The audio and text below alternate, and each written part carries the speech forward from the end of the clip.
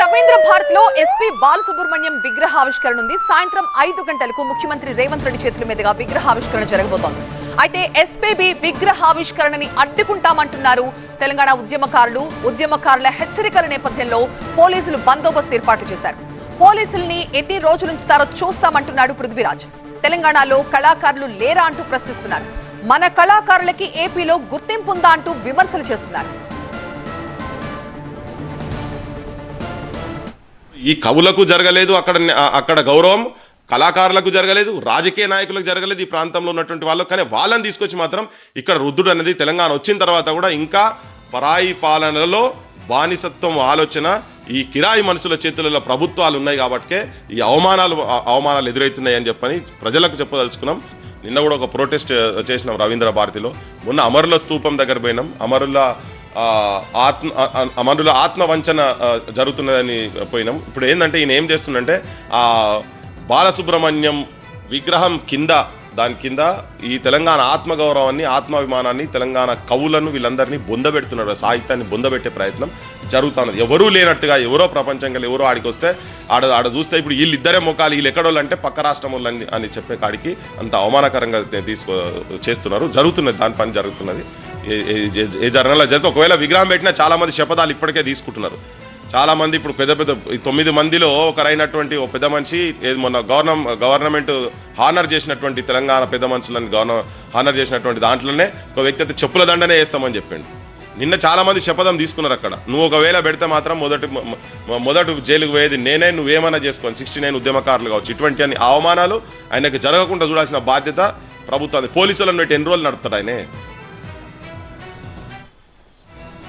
మా ప్రతినిధి ప్రణీత ప్రస్తుతం మనకి లైవ్ లో జాయిన్ అవుతున్నారు మరింత సమాచారంతో.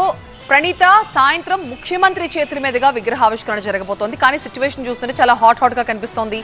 ఏంటి పరిస్థితి? ఎన్ని రోజులు పోలీసులు ఉంచుతారో చూస్తామంటున్నారు వాళ్ళు.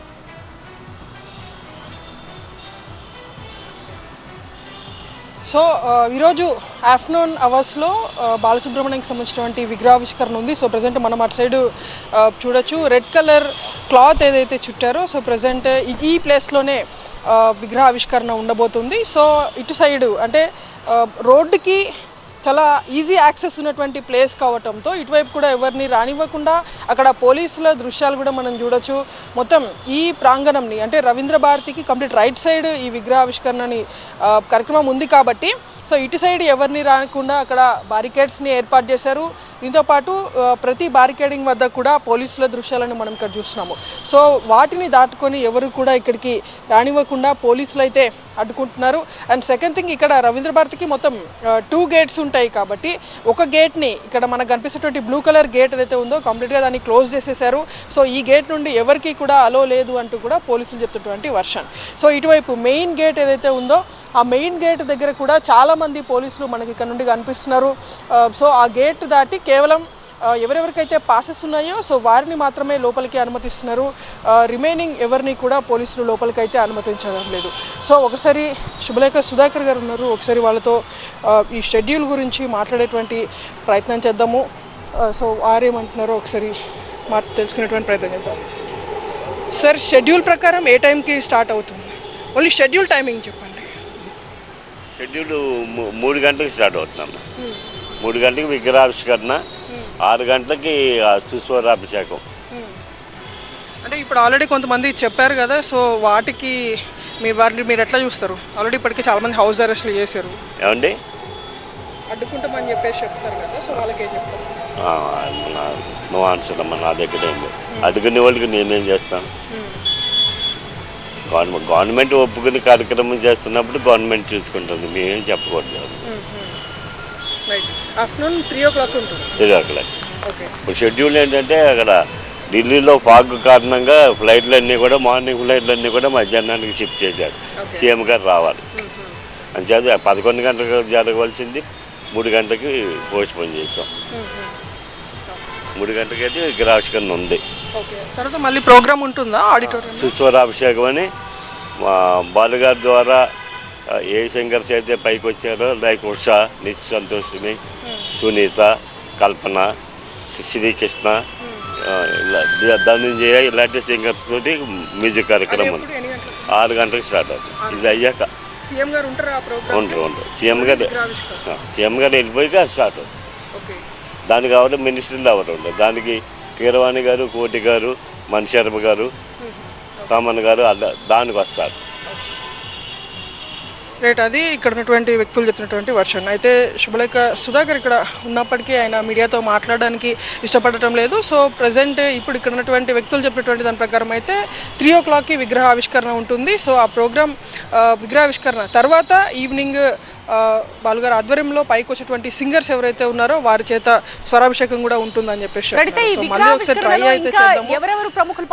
సార్ మొత్తం ఇన్సిడెంట్ తర్వాత ఆల్రెడీ తీసుకున్నాను అతన్ని, అంటే జస్ట్ షెడ్యూల్ వర్స్ చెప్పండి.